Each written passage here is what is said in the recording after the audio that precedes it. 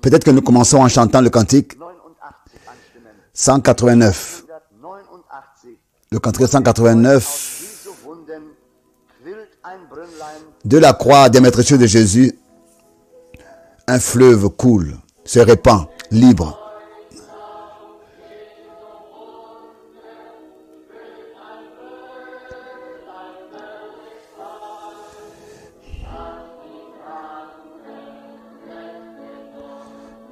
Pour que les malades soient guéris et délivrés. L'amour de Jésus est merveilleux. Est merveilleux. Alléluia.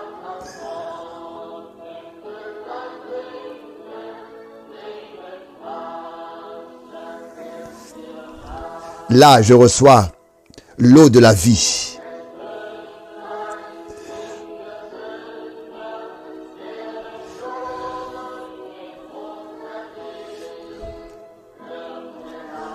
Là, il y a la guérison, il y a la délivrance. Il nous a rachetés, affranchis. L'amour de Jésus, je veux chanter. Alléluia. Gloria. Alléluia, gloire. Et boire de ce fleuve l'eau de vie.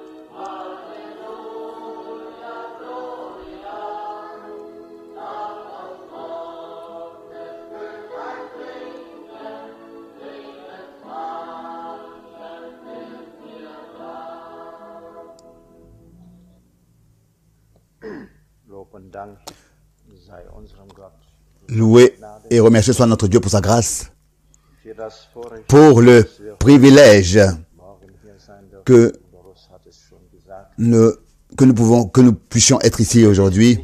Ce matin, le frère Rouch l'a déjà dit, ça ne va pas de soi comme ça que nous soyons ici, mais c'est la grâce.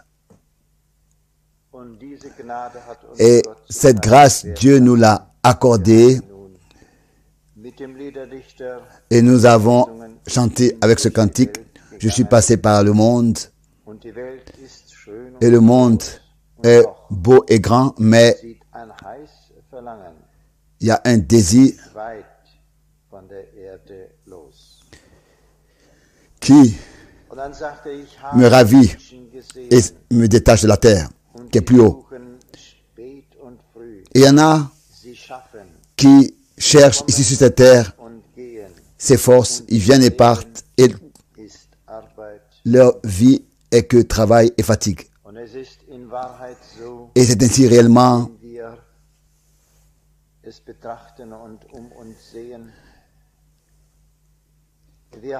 Nous avons vu les hommes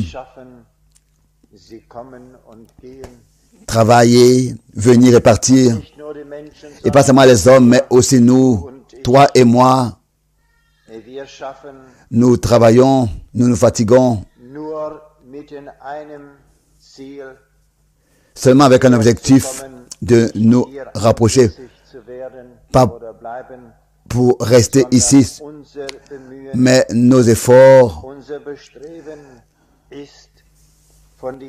sont de quitter cette terre, que Dieu nous accorde sa grâce, que ce que nous écoutons, ce que nous lisons, ce que nous chantons, que cela puisse parler à notre cœur, car lui, le Seigneur, veut nous conduire et nous diriger dans toutes ces vérités.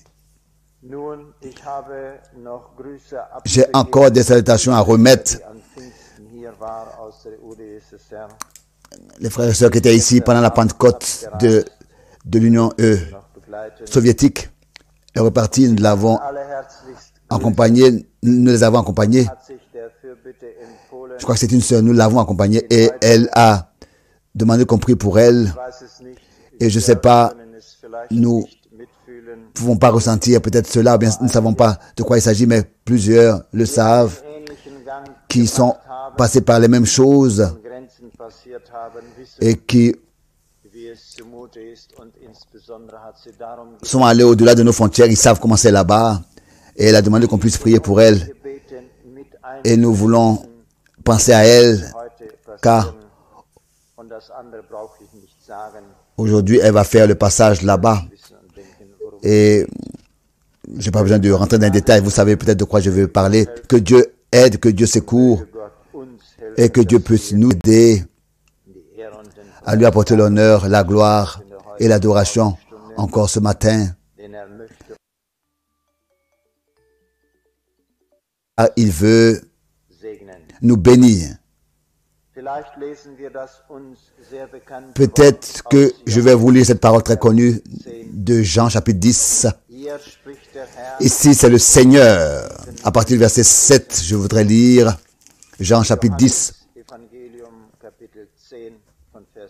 L'évangile de Jean chapitre 10, verset 7.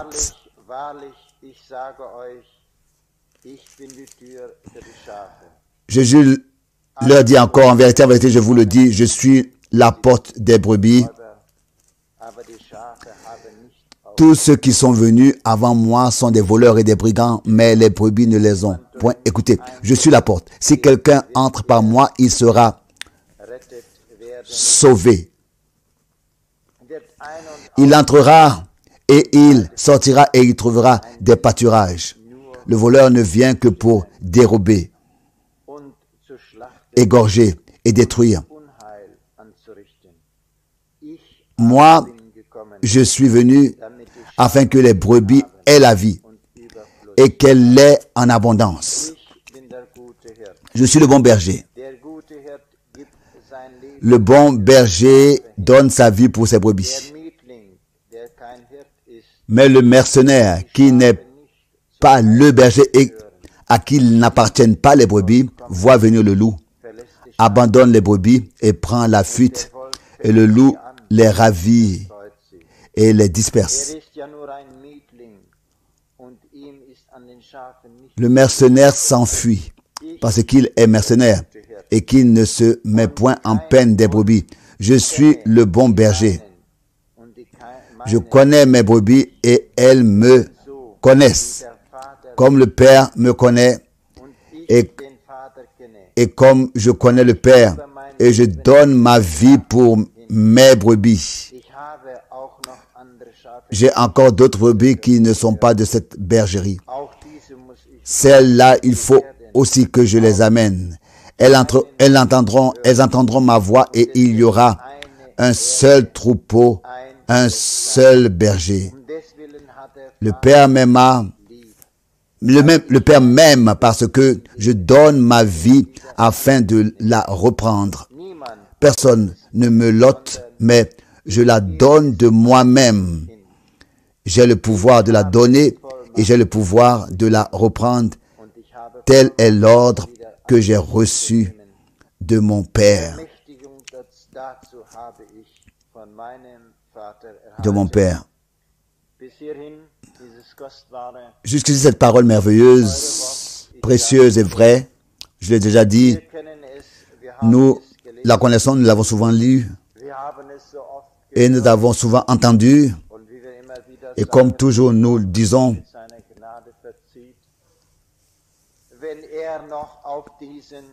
quand Dieu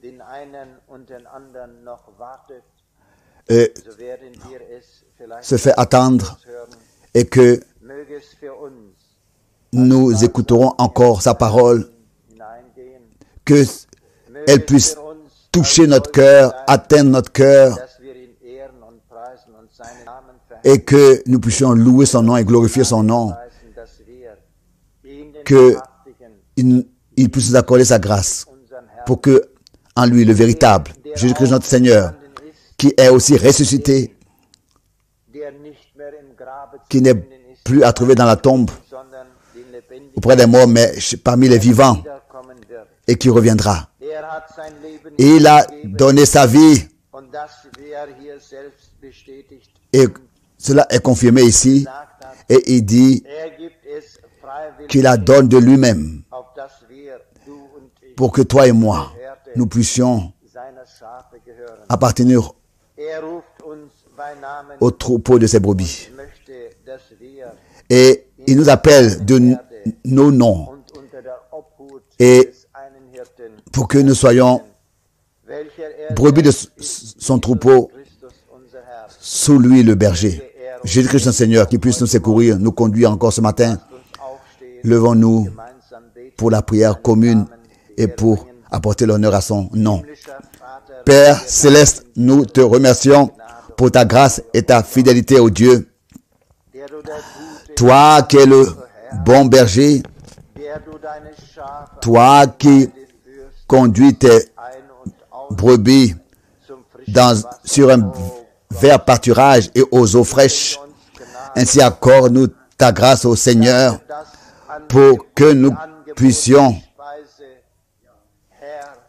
Seigneur, recevoir l'offre de la nourriture que tu nous donnes, cette nourriture que tu nous offres, Seigneur, et aussi que nous puissions boire du fleuve de l'eau de vie et nous rafraîchir et nous nourrir, mon Dieu, mon Sauveur, car toi seul est la réalité.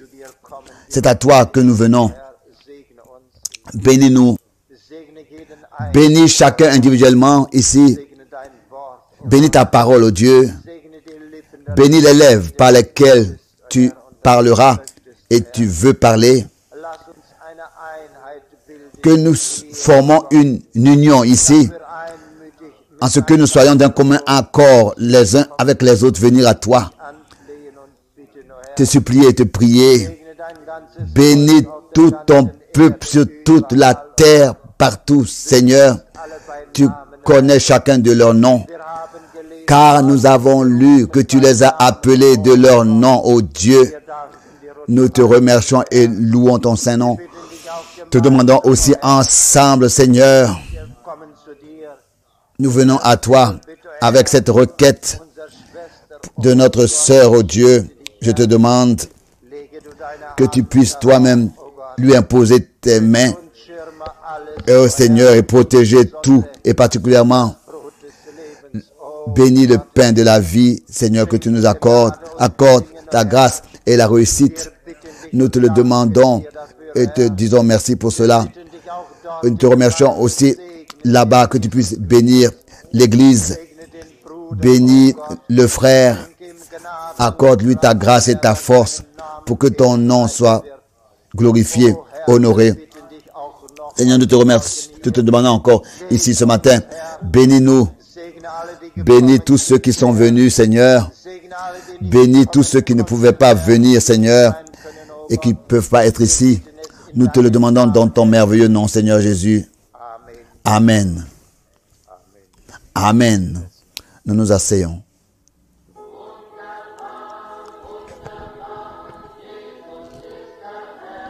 Merveilleux, merveilleux, Jésus est le Seigneur. Conseiller, Dieu puissant. Il sauve, il protège, il garde de la puissance du péché. Merveilleux est Jésus qui m'a apporté la victoire.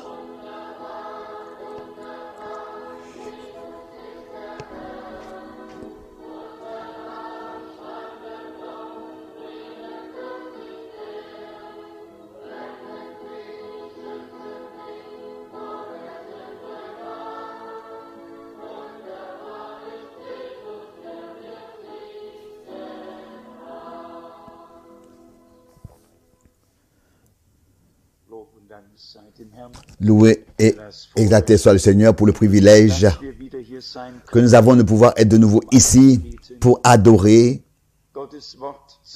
écouter la parole, la recevoir et aussi recevoir les promesses, les bénédictions qui sont promises dans la parole, devenir participant des promesses, des bénédictions qui sont promises. Sa divine puissance nous a donné tout ce qui contribue à la vie et à la piété, au moins de la connaissance de celui qui nous a appelés par sa propre gloire et par sa vertu. Celle-ci nous assure de sa part les plus grandes et les plus précieuses promesses, afin que par elle nous devenions participants de la nature divine. Car les promesses nous ont été données pas seulement pour pouvoir dire que ici et là, dans nos vies, elles se sont accomplies, mais c'est pour un objectif, c'est pour devenir participant à la nature divine. Et c'est seulement possible quand par la parole nous naissons de nouveau, par la semence incorruptible de la parole de Dieu. Personne ne peut se procurer cela. Il faut que cela nous soit accordé par Dieu. Et si dans ces jours, nous voyons que Dieu achève son œuvre, alors nous devons nous occuper de cette pensée, que les réalités divines doivent aussi se manifester dans nos vies. Nous avons déjà eu à parler de ça hier, que Dieu, au commencement, se révélait à chacun avec qui il avait des intentions, un objectif. Il n'y a eu aucun homme qui vint à Dieu et qui disait au Dieu, maintenant, je voudrais ceci et faire cela. Je voudrais maintenant faire ceci et cela. Non, chacun attendait jusqu'à qu'il l'ait appelé, jusqu'à qu'il s'est adressé à la personne, jusqu'à qu'il ait donné un ordre à la personne. Et alors Dieu commençait à agir, pas seulement à parler, mais aussi à agir. Et hier, cette parole m'a beaucoup touché, telle qu'elle dit de notre Seigneur. Tu enseignes la voix de Dieu avec véracité. Cette véracité divine peut seulement être là où Dieu a parlé véritablement, a agi et s'est révélé, s'est manifesté. Si au commencement de notre vie de croyant, une telle expérience véridique n'existe pas avec Dieu, à la fin, ce sera une déception qui nous attend. Car l'Église du Seigneur n'est pas un club de pieux. L'Église de Dieu est l'appui et le soutien de la vérité. Elle est porteuse de la parole de Dieu. Elle est la colonne et l'appui de la vérité. Nous l'avons entendu de frère Branham hier. Il y a beaucoup d'églises, mais il n'y a qu'une seule église du Seigneur.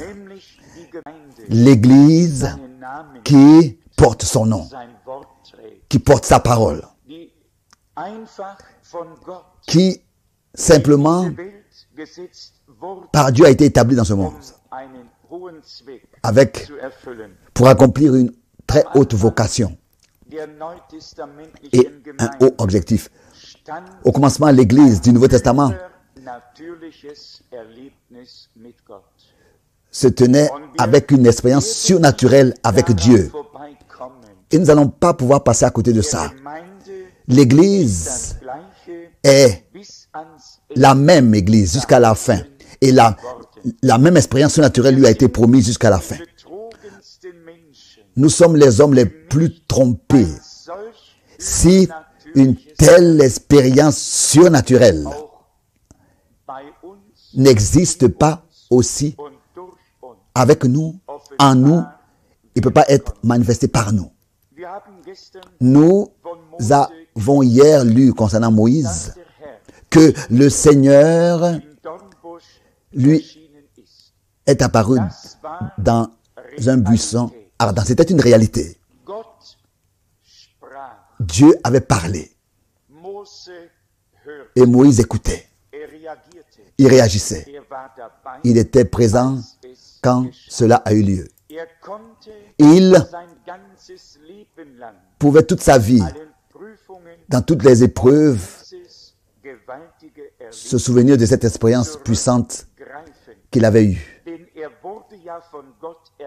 Car il avait été saisi par Dieu, appelé par lui et déterminé à accomplir un devoir. La même chose, nous pouvons le lire aussi de Paul. Il était sur le chemin de Damas et le Seigneur lui est apparu dans une lumière brillante. Et il a été frappé par cette lumière. Il est même tombé au sol et a entendu la voix. Saul, Saul, pourquoi est-ce que tu me persécutes? Et le Seigneur s'est adressé à lui. C'est comme ça que le chemin de Dieu a commencé avec cet homme qui avait été utilisé pour un objectif bien précis. Bien, mes frères et sœurs, nous savons que c'est pas que chacun de nous devrait avoir une telle expérience. Mais pour chaque enfant de Dieu, il y a des promesses contraignantes qui doivent s'accomplir dans notre vie, sans lesquelles nous ne pourrons pas nous subsister devant Dieu. Nous ne pouvons pas subsister devant Dieu. Dieu ne nous conduit pas à côté de sa parole. Dieu nous conduit dans sa parole. Il veut placer sa parole à nous pour ensuite, par son esprit, la vivifier et ensuite se révéler à nous. Pour se révéler à nous, je voudrais à la fin de ce ministère voir que une église appelée à sortir, enseignée par Dieu, unie dans l'esprit de Dieu, atteint la perfection et ensuite pourra être enlevé. Un homme qui a un devoir dans le royaume de Dieu, pour lui les choses ne sont pas quelque chose qu'il peut prendre à la légère. Tout ce qui se passe dans le royaume de Dieu ne peut pas être pris à la légère. Car ce qui se passe dans le royaume de Dieu nous concerne. Ça ne passe pas à côté de nous. Nous sommes concernés. Nous sommes concernés par tout ce qui se passe dans le royaume de Dieu. Et c'est pour cette raison que si Dieu nous accorde sa grâce, nous voulons marcher sur le chemin de Dieu, comme nous l'avons lu hier, et cela, l'enseigner avec véracité, enseigner le chemin de Dieu, la voie de Dieu, avec véracité. Et cette véracité divine sera en tous ceux qui, de manière véridique, ont eu une expérience avec Dieu. Nous allons revenir à ce point avant que nous lisions les Écritures. Que même des expériences ne sont pas toujours obligatoirement la dernière garantie pour ce qui est vraiment dans l'âme. Car nous avons entendu que il peut y avoir des expériences que nous avons avec Dieu sans que l'âme ait été atteinte par cette expérience. Et que Dieu nous garde de ça. Que Dieu nous garde de ça. Et partout où cela doit être gardé, partout où nous devons être gardés de cela, il faut que la parole, comme en tant que semence, comme promesse, soit mise, soit placée dans nos âmes. C'est là que l'Esprit de Dieu vient sur nous et va jusqu'à dans l'âme pour vivifier la parole que nous avons reçue dans notre âme comme promesse, semence incorruptible. Et nous avons entendu parler de ça, que des millions de personnes, de manière extérieure, peuvent témoigner avoir été baptisés du Saint-Esprit. Mais tous, réellement, marchent dans leur propre direction, sur leur propre voie. Mais c'est écrit dans la parole de Dieu que si l'Esprit de la vérité est venu, alors il vous conduira dans toute la vérité. Et dans ce contexte-là, il est écrit aussi, ma parole est la vérité. Sanctifie-les dans ta vérité, car ta parole est la vérité. Ça va ensemble. L'une va avec l'autre.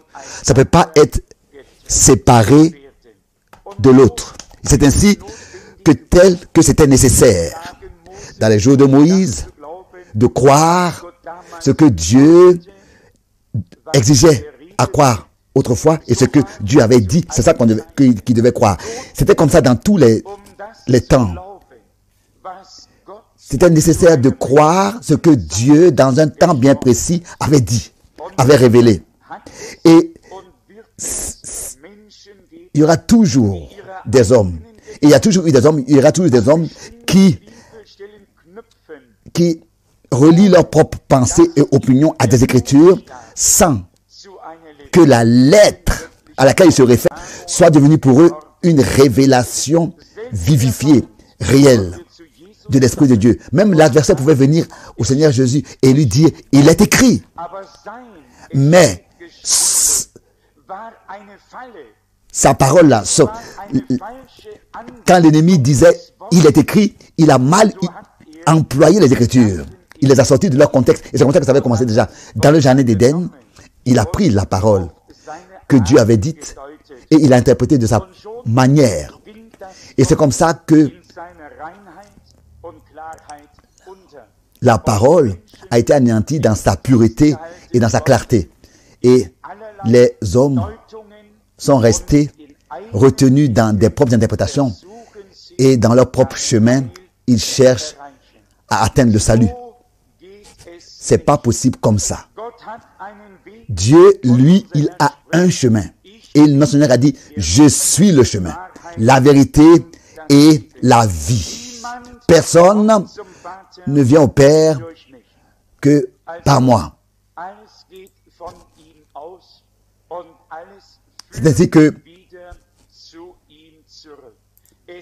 tout ce qui sort de lui ramène aussi à lui. C'est une circulation divine. La parole vient du trône, elle nous atteint, elle produit l'effet pour lequel elle a été envoyée à nous. Après avoir exécuté la volonté de Dieu, elle retourne à Dieu. Et c'est pour cette raison que la parole a été envoyée. Et ici dans Romains 3, nous lisons verset 3. Romains chapitre 3, versets 3 et 4. Et quoi? Si quelques-uns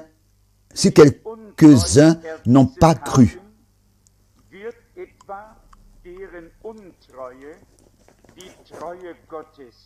leur incrédulité annulera-t-elle la fidélité de Dieu? Loin de là, que Dieu au contraire soit reconnu pour vrai et tout homme pour menteur selon qu'il est écrit. Nous avons hier parlé de la véracité de Dieu et que Dieu est vrai. Et il n'y a aucun doute.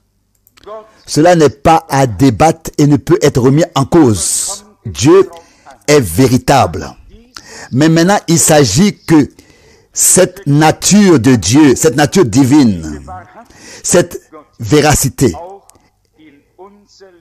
aussi dans notre vie, vienne et existe. C'est-à-dire que Dieu est vrai, il est vrai. Cela est en relation avec ce que Pierre a écrit dans 2 Pierre, que nous puissions participer à la nature divine, devenir participants à la nature divine. Il n'y a pas un autre chemin pour atteindre le but. Dieu soit reconnu pour vrai, et nous aussi nous devons être vrais. Et je vais lire d'autres écritures pour que vous puissiez savoir que cela est en relation avec ce que nous sommes en train de dire. Dans 2 Pierre chapitre 1 verset 3, la dernière partie du verset 4. 2 Pierre 1, verset 4. Celle-ci nous assure de sa part les plus grandes et les plus précieuses promesses, afin que par elles, vous deveniez participants de la nature divine. Ça, c'est le sommet de tout. Alors que les promesses commençaient à s'accomplir, Dieu avait parlé à Abraham, lui avait donné les promesses, et ensuite Dieu a parlé à Moïse quand le temps de leur accomplissement était arrivé. Et qu'est-ce qui s'est passé? Moïse et tous les prophètes sont devenus participants de la nature divine.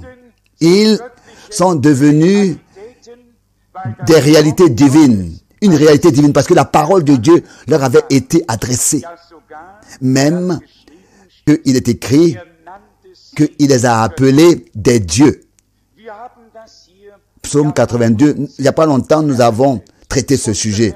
Notre Seigneur parlait de ça dans l'évangile de Jean, le chapitre 10. Ceux à qui la parole de Dieu a été adressée furent appelés des dieux. Pas seulement Dieu est une réalité, mais tous ceux à qui la parole de Dieu a été adressée, qui ont reçu la parole de Dieu, déjà ici sur cette terre, ils sont devenus une réalité divine. C'est pour cette raison que les prophètes, réellement, ont été appelés des dieux. Et quelqu'un aurait pu regarder terrestrement et dire, oui, mais celui-là, je le connais, et je le connais. Ça ne jouait aucun rôle, aucune importance. Ces hommes-là avaient été connus par Dieu. Et Dieu leur avait adressé sa parole. Et parce qu'ils avaient été connus par Dieu, ils ont connu aussi Dieu de leur vivant. Et la parole de Dieu leur a été adressée avant de pouvoir ensuite la transmettre aux autres. Et là aussi, il n'y a plus de propre chemin. Il n'y a pas de propre chemin. Chaque propre chemin dans le royaume de Dieu est déjà condamné.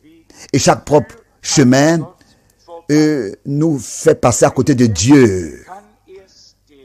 Parler ne peut que celui à qui Dieu a parlé.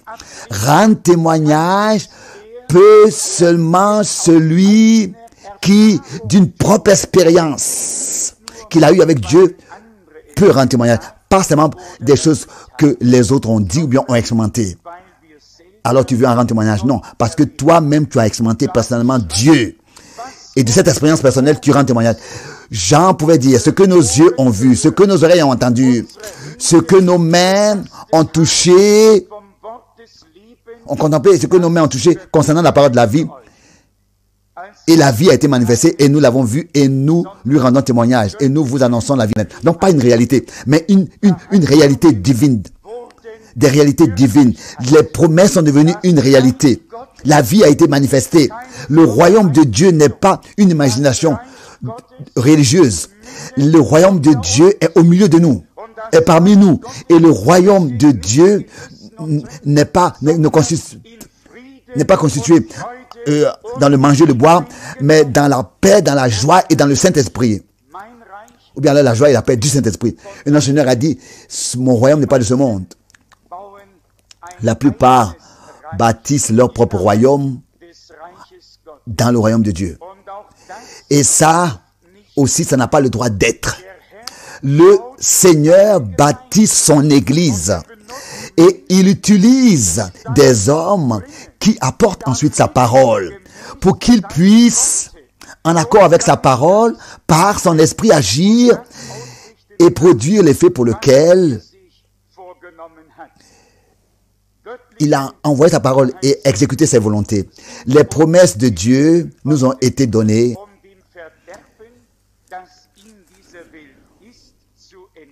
pour fuir la corruption, pour que nous puissions fuir la corruption qui est dans ce monde et devenir participants à la nature divine. Quand est-ce que nous recevons la participation? Quand est-ce que nous devenons participants à la nature divine? Quand les promesses données deviennent s'accomplissent dans nos vies. Pas par la théorie. La théorie n'est pas la réalité. La réalité doit exister, doit être là. Et elle est là où les promesses qui nous ont été données s'accomplissent. C'est comme ça que nous participons à la nature divine. Et par tous cet enseignement profond, le Seigneur, Dieu, maintenant, veut apporter son Église dans cette réalité divine qui est un absolu. Et nous allons pas nous satisfaire d'autre chose. Pas comme ça, seulement se satisfaire d'une belle atmosphère que si nous étions, si nous avions un temps, nous pourrions créer cette atmosphère. Non, nous n'avons pas besoin de tout ça. Nous avons besoin d'une atmosphère divine, spirituelle, céleste, dans laquelle pas seulement que nous nous sentions bien, mais que d'abord Dieu lui peut bien se sentir, qui est d'abord agréable à Dieu, et pour pouvoir ensuite, dans cette atmosphère qui lui est agréable, pouvoir produire ensuite ce qui lui est agréable. Une atmosphère dans laquelle les hommes se sentent bien, ça on peut la trouver partout. C'est pas une critique, c'est une constatation. Dans chaque église, les églises libres, les uns sont impressionnés quand il y a beaucoup de choses extérieures qui se passent. Et quand par exemple, l'encens est allumé et est propagé partout, ou bien les bougies sont allumées, et les gens se sentent bien dans cette atmosphère. C'est une atmosphère pour eux. Non.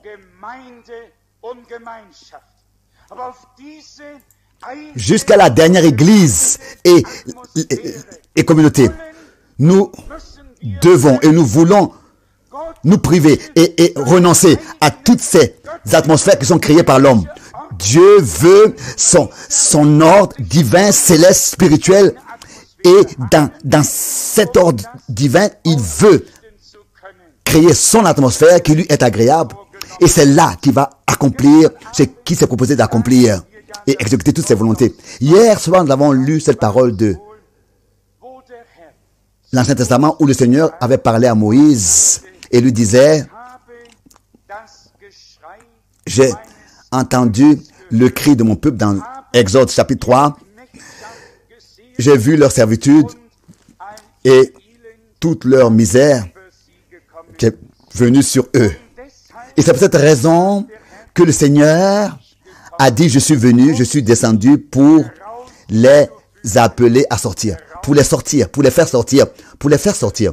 Mais bien aimé, l'Église du Seigneur doit être conduite à sortir.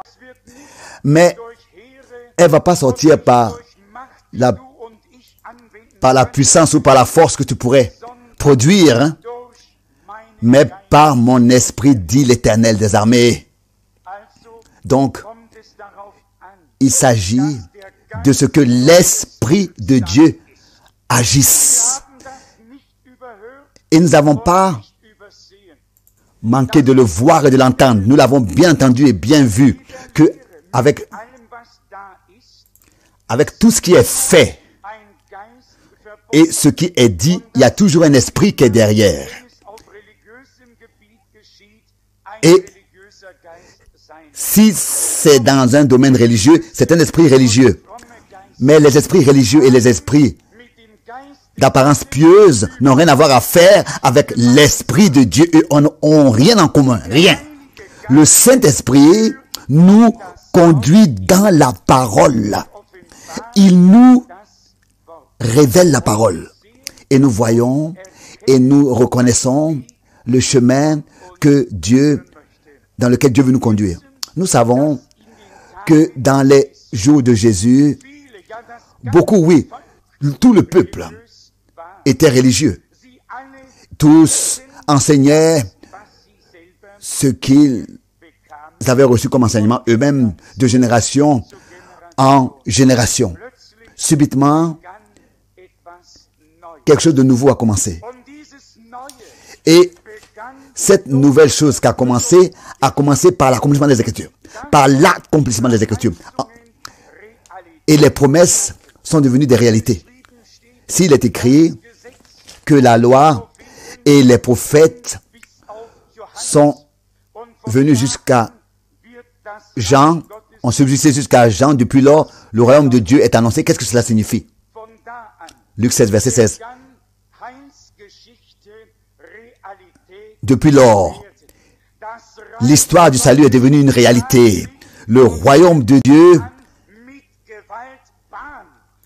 et les hommes ont pu s'emparer du royaume de Dieu avec violence.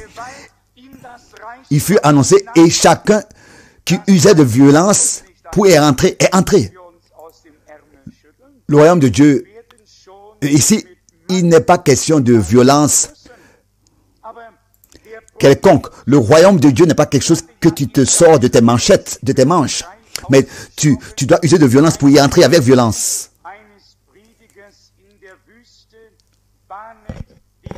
Comme il est écrit dans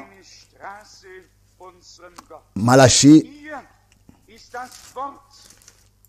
et dans Isaïe 40, une voix crie, préparez au désert le chemin de l'Éternel. Cela est devenu une réalité divine, cela s'est accompli. Jean-Baptiste était une réalité divine ici sur cette terre. Et le message qu'il a apporté, oui, cette parole s'était accomplie. Jean était la réalité en lui-même de cette parole. Et préparer au désert le chemin, une voix crie. Et aussi dans Malachie 1, voici j'enverrai mon messager, Malachie chapitre 3 verset 1. Il préparera le chemin devant moi. C'est comme ça que ça a commencé. Pas parce qu'un homme le voulait, mais parce que Dieu l'avait promis et il avait promis parce qu'il le voulait. Dieu avait parlé. Ce que Dieu veut, il le promet ensuite. Et c'était sa propre parole qui était devenue une réalité ici sur cette terre en forme de la promesse. Mais la promesse est devenue une réalité. Donc elle était en forme de promesse dans la Bible, dans les Écritures, mais ensuite elle s'est accomplie sur cette terre et Dieu a pu faire l'histoire du salut. La même chose est aussi avec nous tous. Le Seigneur a donné des promesses. Mais quand les promesses qui sont données à un enfant de Dieu, dans leur variété, doivent s'accomplir,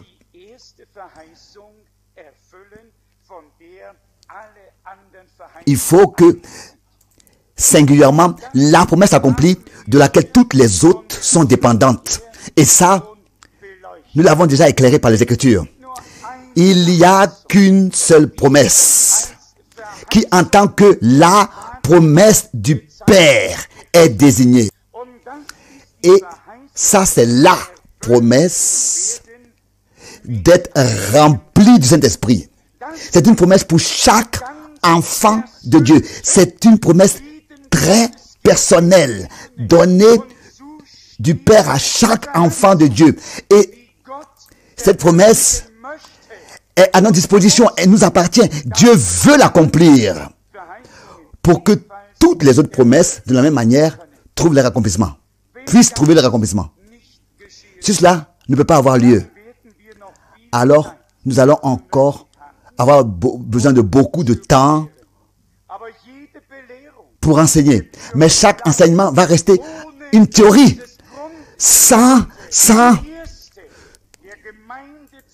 cette première expérience de base qui est le fondement de l'Église. Cette promesse, cette expérience qui est une promesse et qui est pour l'Église et qui est surnaturelle et qui doit avoir un impact sur nos vies, produire son effet dans nos vies. Vous savez que après la Pentecôte, après l'effusion du Saint-Esprit, Pierre, sous l'inspiration du Saint-Esprit, a dit « Répentez-vous et que chacun de vous se laisse baptiser au nom du Seigneur Jésus-Christ pour le pardon de vos péchés. Et vous recevrez aussi le don du Saint-Esprit. » Et personne n'avait plus besoin de prier pour cette expérience et personne n'avait plus besoin non plus d'attendre, car tel que la crucifixion, la résurrection et la montée au ciel, c'est ainsi aussi que l'effusion du Saint-Esprit a eu lieu, l'Esprit a été répandu comme une expérience liée à l'histoire du salut, comme une réalité divine, existante. Le Saint-Esprit était là. Et nous devons l'accepter dans la foi, que l'Esprit n'a pas besoin d'être répandu aujourd'hui, mais qu'il est déjà répandu. C'est de ça qu'il s'agit. Comme déjà dans l'Ancien Testament, toutes les promesses avait été donné concernant le Messie. Subitement, ces promesses ont trouvé leur accomplissement. Elles sont devenues une réalité. Et nous aussi, nous pouvons dire et poser la question, est-ce que nous devons attendre à un autre, nous attendre à un autre? Non! Nous avons reconnu que en Jésus-Christ, le Messie, toutes les prophéties bibliques qui se référaient au Sauveur, qui avaient été prononcées, ont trouvé leur accomplissement en lui.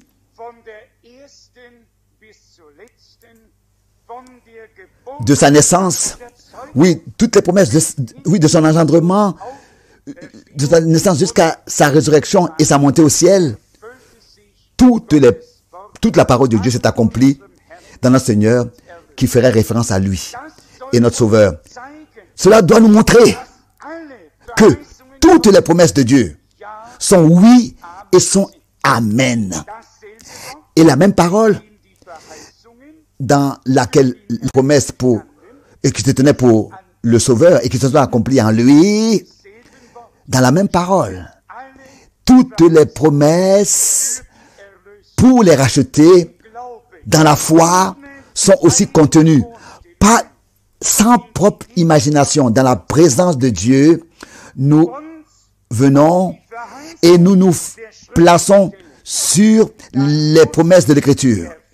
Alors elles doivent aussi s'accomplir pour nous, les enfants de Dieu, car l'Écriture ne peut pas être anéantie. Elles sont valables aussi pour nous, c'est impossible que Dieu retire une promesse. Même cette pensée est un péché de penser que Dieu, car Dieu est fidèle à sa parole. Dieu est fidèle à son peuple. Il sait ce qu'il a dit. On sait qu'il sait ce qu'il a dit avant même de... Ce qu'il a pensé avant même de le dire. Et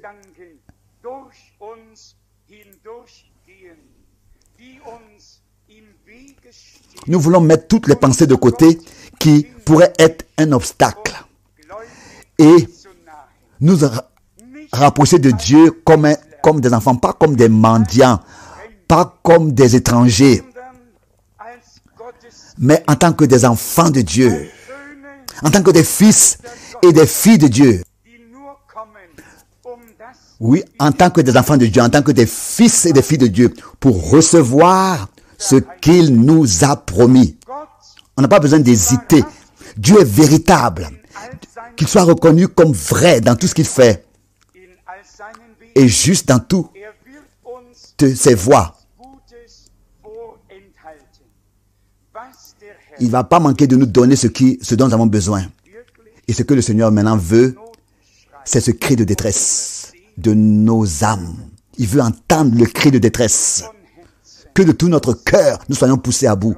Et Seigneur Dieu, nous croyons ce que tu as dit dans ta parole. Nous venons en tant que ton peuple, dans ta présence. Et te remercions pour chaque promesse que tu as donnée.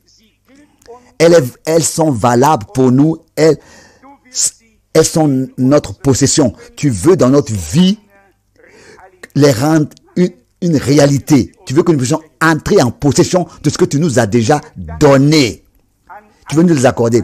Si peut-être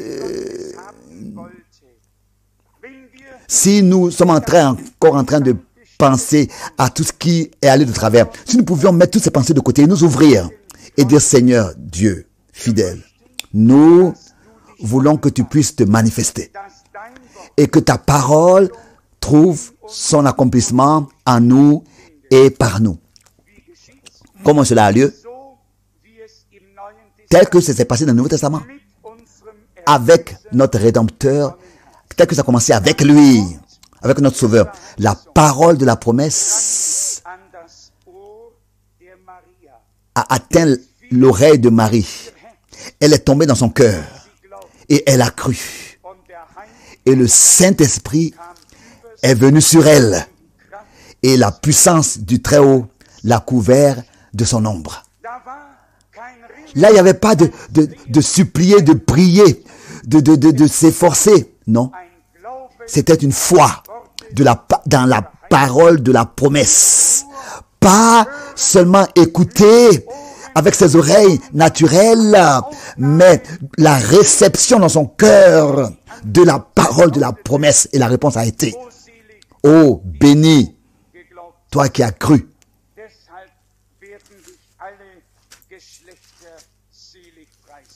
Oui, oui, béni celle crue.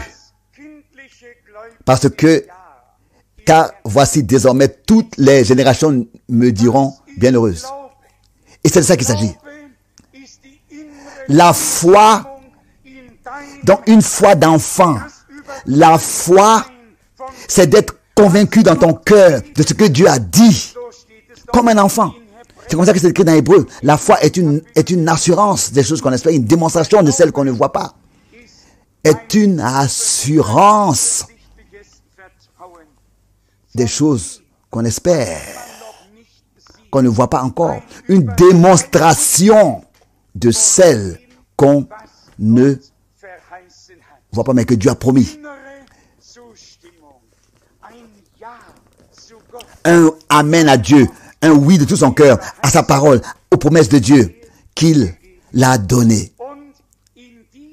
Et c'est dans cette disposition de notre cœur que nous venons devant la face de Dieu et ne faisons rien, ne faisons plus rien, mais laissons Dieu agir.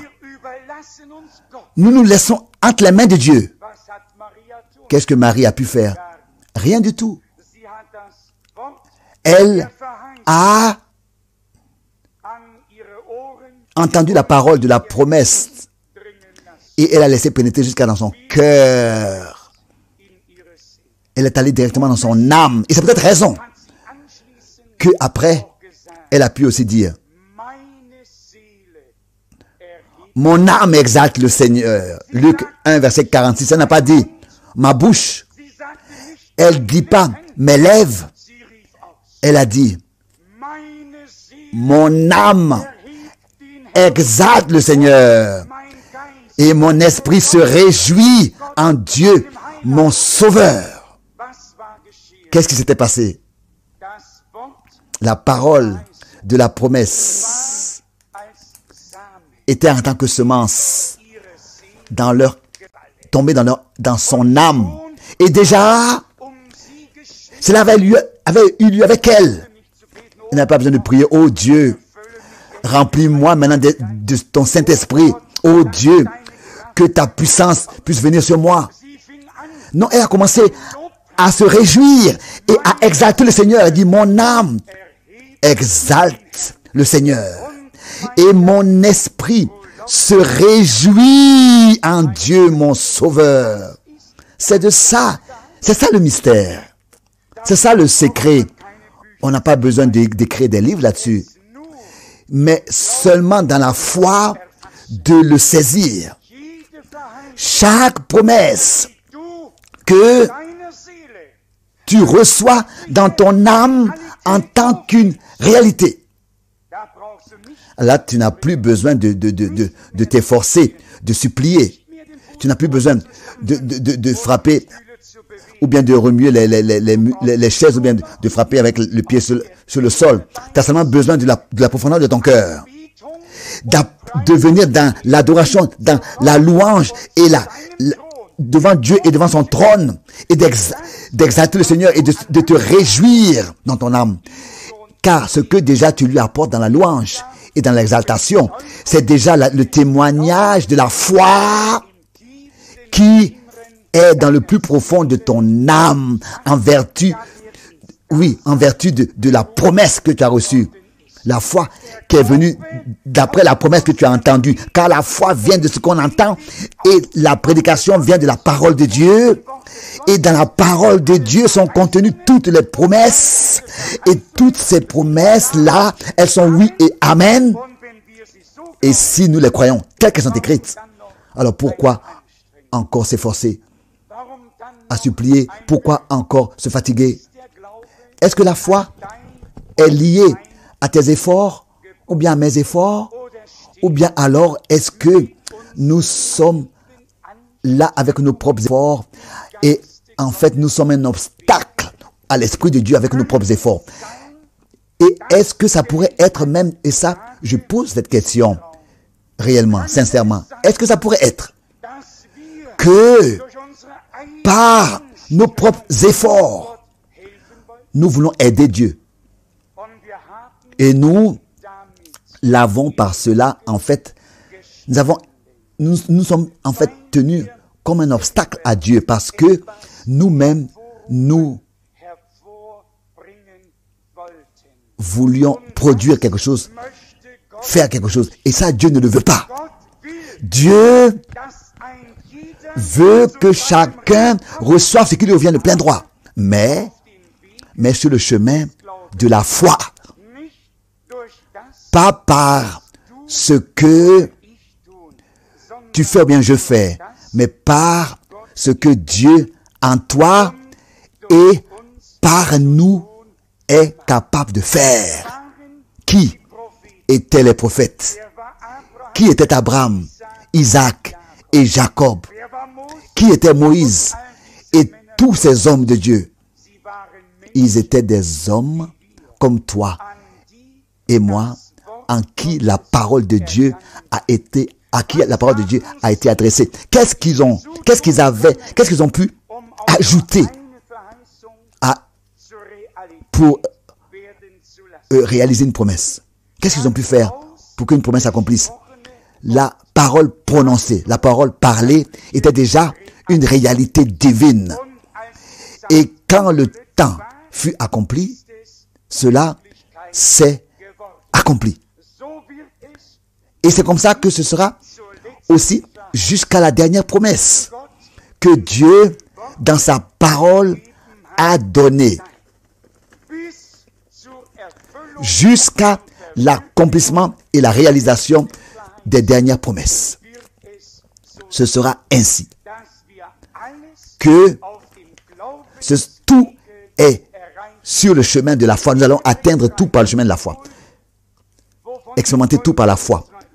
Dans Romains 3, où il est parlé du peuple d'Israël, et il est dit là-bas aussi que ils n'ont pas atteint le but. Parce que ils n'ont pas voulu l'atteindre par l'un de la foi. J'espère que je pourrai choisir et trouver cette écriture. Ce n'est pas par la foi qu'ils ont voulu l'atteindre, mais de leur propre chemin, avec leur propre voie. Je sais que c'est ici ça doit être écrit dans Hébreu, qui n'ont pas atteint par le chemin de la foi. Ils n'ont pas pu. Celui qui trouve ce verset, qui puisse me le donner. Oui, c'est ça. Je regarde déjà ici, très intensivement ici, mais je vais lire. Il n'a pas cité le verset. Ah oui, Hébreu, chapitre 3. Hébreu 3, pardon, j'ai dit Romains 3, c'est Hébreu 3, verset 18. Et à qui jura-t-il qu'il n'entrerait pas dans son repos, sinon à ceux qui avaient désobéi? Aussi, voyons-nous, donc à ceux qui avaient désobéi.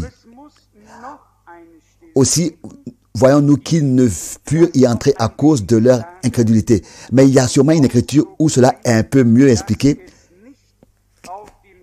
Parce que Israël l'a cherché non par la foi, mais comme provenant des œuvres. Ils se sont peut-être chapitre 4, verset 6. Peut-être Hébreu 4, verset 6. Or, puisqu'il est encore réservé à quelques-uns d'y entrer, et que ceux qui d'abord, et que ceux à qui d'abord la promesse a été faite, n'y sont pas entrés à cause de leur désobéissance. Chapitre 4, verset 2. Car cette bonne nouvelle nous a été annoncée aussi bien qu'à eux, mais la parole qui leur fut annoncée ne leur servit de rien, parce qu'elle ne trouva pas de la foi chez ceux qui l'entendirent.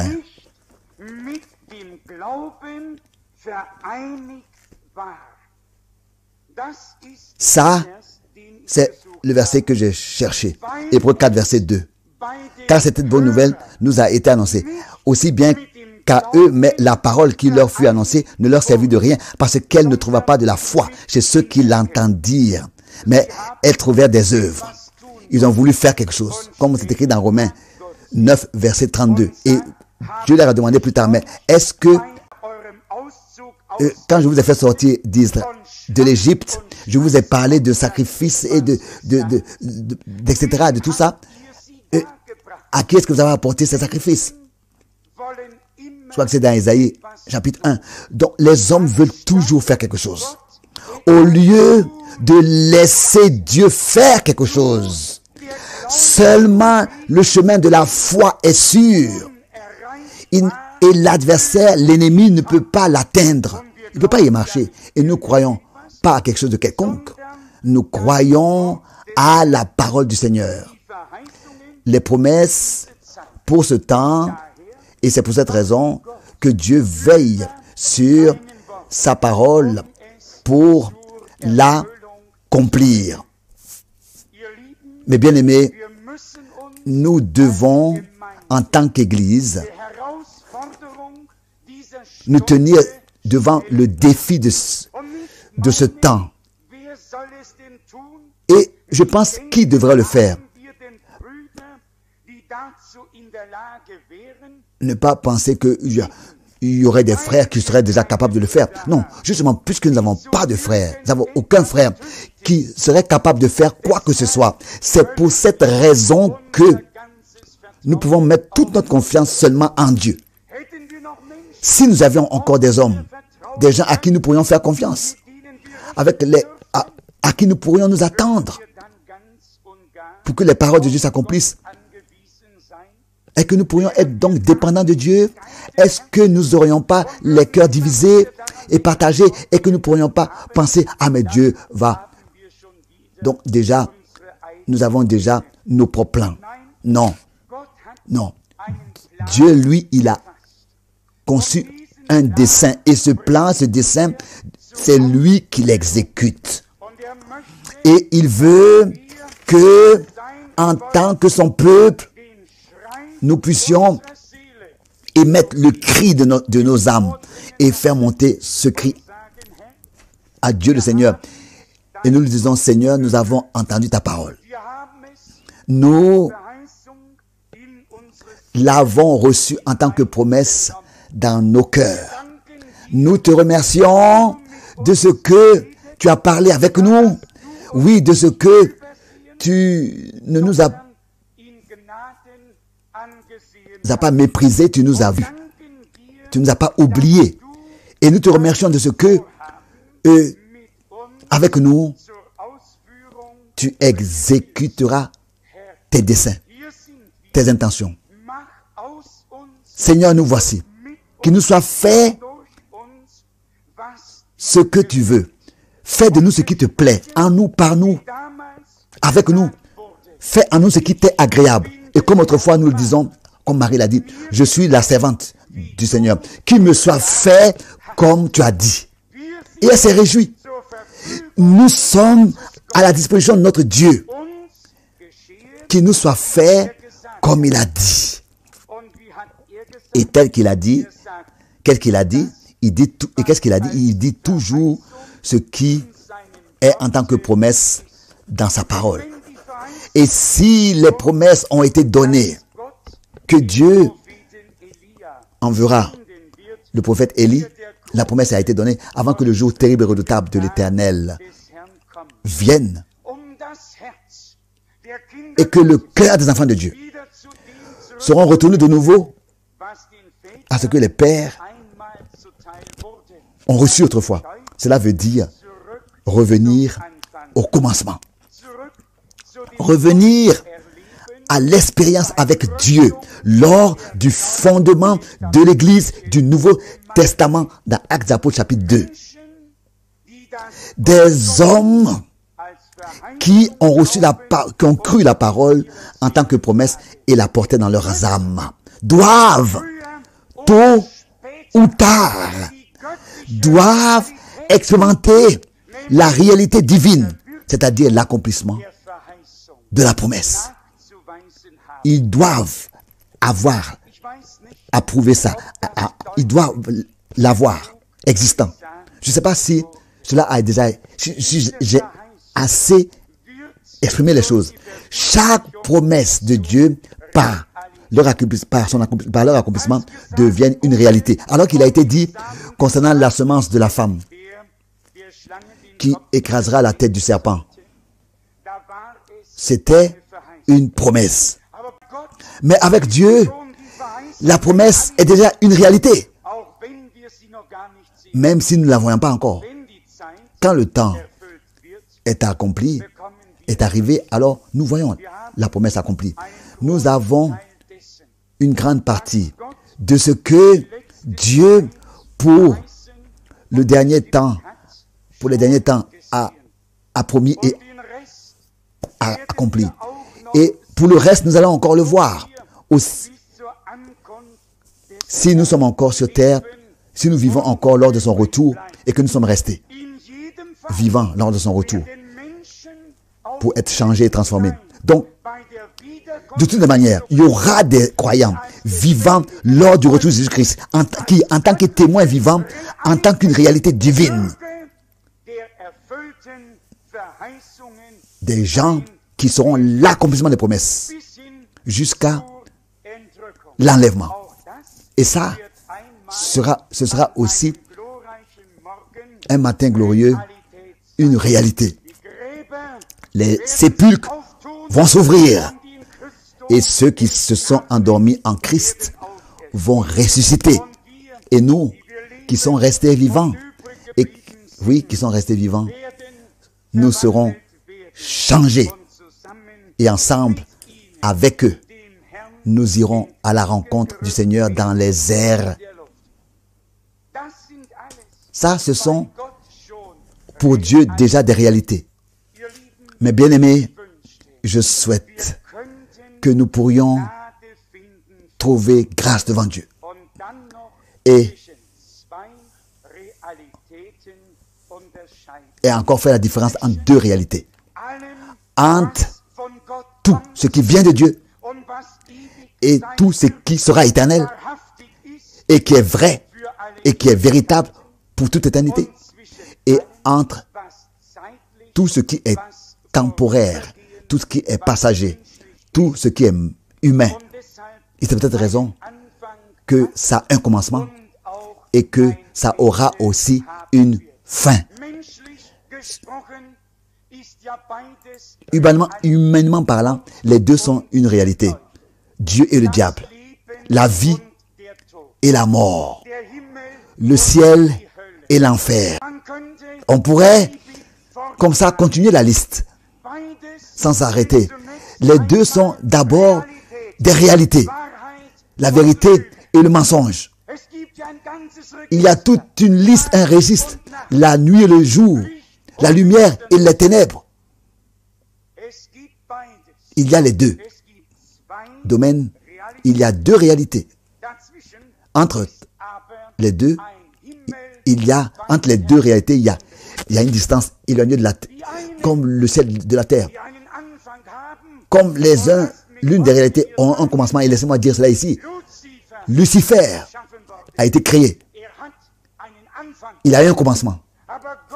Mais Dieu est éternel, d'éternité en éternité. Dieu n'a pas de commencement. Et Dieu n'aura pas de fin. Et c'est peut-être raison que nous devons, et nous avons la grâce, de considérer les réalités divines comme notre absolu. Aujourd'hui, nous avons encore les deux, la vie et la mort. Mais le prophète Ésaïe, n'est-ce pas, l'a déjà dans la prophétie annoncé que il a englouti la mort pour toujours. Ésaïe 25, verset 8. Mort, où est ton aiguillon? Enfer, où est ta victoire? Tout cela, ce sont des réalités passagères, temporaires, limitées. Mais si nous avons expérimenté la grâce de Dieu, que les réalités éternelles, divines, telles qu'en Christ Jésus, elles nous ont apparu, si elles viennent dans nos vies, alors nous sommes une nouvelle créature par lui. Alors, ce qui est passager, nous n'allons pas élever plus, nous n'allons pas considérer plus élevé les choses qui sont passagères. On ne va pas les considérer au-dessus de celles qui sont éternelles. Et c'est ainsi que ce qui a un commencement aura aussi une fin. Il y a eu un temps dans lequel il n'y avait pas de mort. La mort n'existait pas. Ensuite, la parole de Dieu a été prononcée. Le jour où vous en mangerez, où tu en mangeras, tu mourras. Le péché, la mort, la maladie, toutes ces difficultés ont pris leur commencement, ont eu un commencement. On ne peut pas ignorer ces choses. Elles sont là.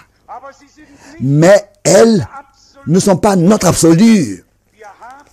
Nous ne regardons pas aux choses passagères. Nous avons reconnu que Dieu est véritable et que le diable est un menteur. Toutes les choses négatives sont un mensonge, sont des réalités mensongères, sont un mensonge qui vient de Satan. Mais elles sont réelles. Et les autres sont des choses que nous devons reconnaître comme étant vraies. Mais du côté de Jésus-Christ, des réalités divines que nous devons reconnaître étant vraies. Car Dieu est vrai, Dieu est véritable. Comme on l'a lu dans Romains 3. Il était une réalité divine. Il était Dieu manifesté dans la chair. Pas seulement une pensée, mais une réalité. Le Seigneur Jésus-Christ marchait sur cette terre en tant qu'une réalité.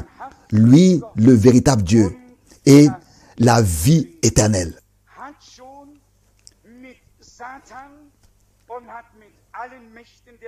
Car le Seigneur a déjà réglé le compte de Satan et de toutes les dominations des ténèbres. Il n'a pas hésité à aller dans les endroits inférieurs de la terre, en enfer. Et le troisième jour, il est ressuscité. Pas seulement sa mort, mais aussi son chemin en enfer était une réalité. C'est pour cette raison que sa victoire sur l'enfer était aussi une réalité. S'il n'était pas mort, la vie pour nous ne serait pas une garantie. Mais du fait qu'il est mort et que la mort par la vie a été engloutie, il a pour nous tous apporté la vie éternelle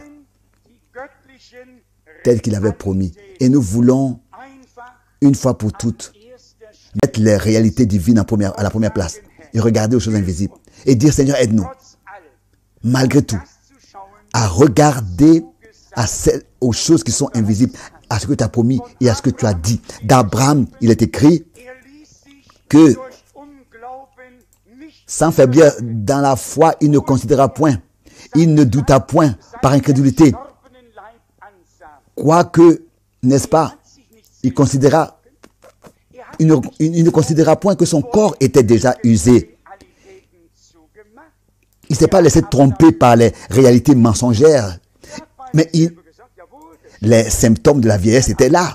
Tout était là. Il dit, c'est vrai, tu es un vieil homme, ton corps est fatigué. Mais qu'est-ce que cela a à faire avec la promesse de Dieu? Parfois, nous ne pouvons pas que ces réalités mensongères sont pas vraies. Mais nous ne restons pas là, arrêtés à cela. Mais nous regardons à Dieu et à ce qu'il a promis. Et nous ne nous laissons pas faiblir dans la foi par le fait que notre corps s'use. Et nous ne doutons point par incrédulité au sujet de la promesse de Dieu. Et nous regardons Seigneur et à ce qu'il a fait et ce qu'il va faire. Cette dernière phase.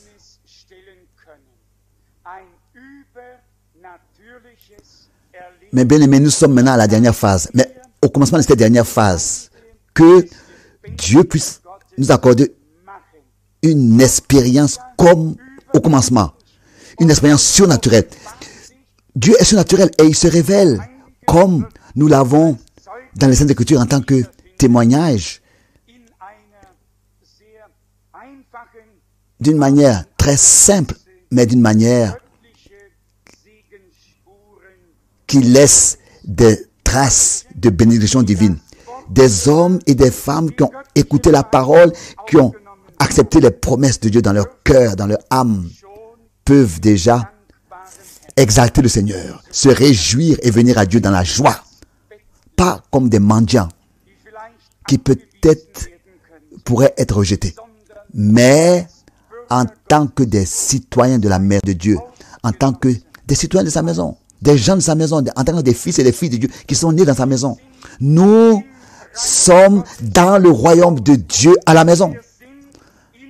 Nous sommes dans le royaume de Dieu. Nous avons été ravis dans le royaume de Dieu. Toutes les promesses de Dieu sont oui et sont amen. Là, dans le royaume de Dieu, à la gloire de Dieu, par nous. Qu'est-ce que nous voulons laisser valable? Moi, je dirais ce que Dieu a dit. Ces promesses qui sont dans la Bible, nous les portons dans nos cœurs. Nous les croyons dans le plus profond de notre être, de notre âme. Et nous disons, Seigneur, mon âme t'exalte et mon esprit se réjouit en toi, mon Sauveur, car tu as vu la bassesse de ton peuple.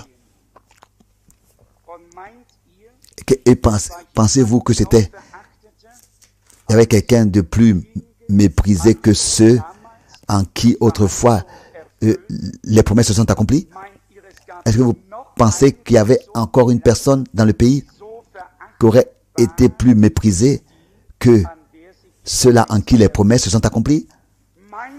Pensez-vous qu'il y a eu quelqu'un qui est passé sur cette terre, qui a dû souffrir tout ce que notre Seigneur a pu supporter et souffert? Il a été retranché, il n'avait aucun aspect humain.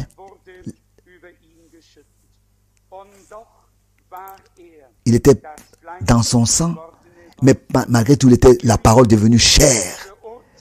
Mais bien aimé, le jugement des hommes passe très loin à côté du jugement de Dieu. Que Dieu voie notre bassesse et manifester sa grâce et la parole de la promesse qui puisse la placer dans nos âmes. Et en tant que résultat, en tant que résonance, que de la profondeur de notre être, nous puissions faire monter des cris de joie, une louange à notre Seigneur, exalter et nous réjouir. Parce que nous avons cru les paroles de la promesse, nous les verrons accomplies par la grâce de Dieu. Je ne connais pas Dieu en dehors de cette manière. En tant qu'un Dieu véritable, reconnu comme vrai, qui se tient dans ce qu'il dit et ce qu'il dit, et qu'il accomplit sûrement par sa grâce en son peuple. Loué et exalté soit son nom. Amen. Levons-nous pour la prière. Dieu fidèle, avec le cœur courbé et les têtes courbées, nous venons devant ta sainte face, te remercions de la profondeur de notre cœur pour ta parole puissante, pour ta parole. Seigneur, qu'est-ce que nous pouvons t'apporter?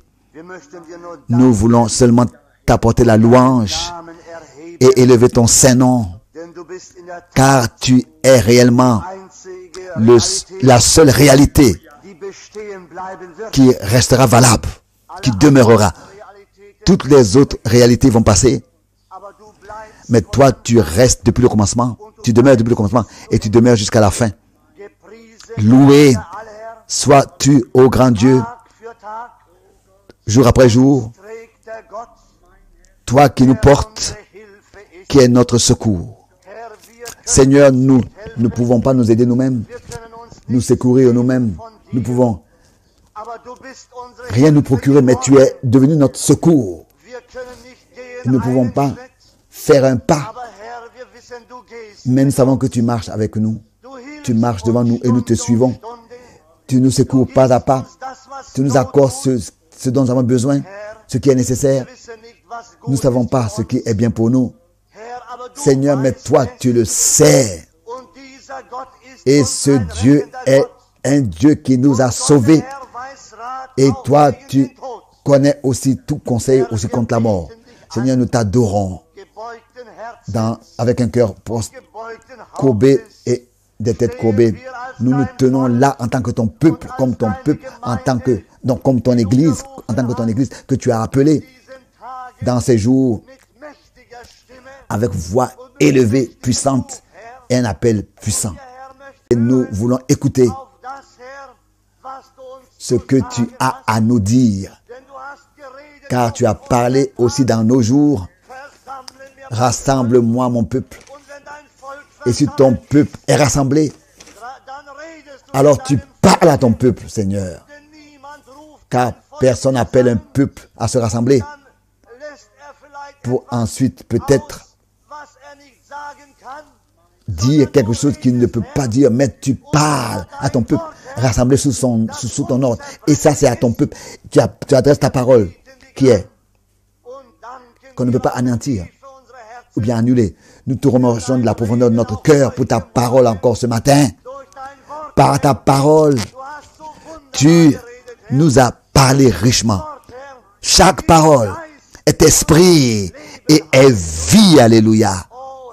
Oh Seigneur, que nous puissions seulement recevoir ta parole et ne rien avoir contre ta parole, mais ne pas nous endurcir, mais accorde-moi ta grâce, accorde-nous ta grâce à chacun pour que nous puissions ouvrir nos cœurs, pour que ta parole, Seigneur, de la manière correcte puisse prendre toute la place et que nous puissions la croire et te faire confiance. Reçois l'honneur, reçois la louange, reçois l'adoration et l'honneur. Alléluia à ton merveilleux nom et glorieux nom de Jésus.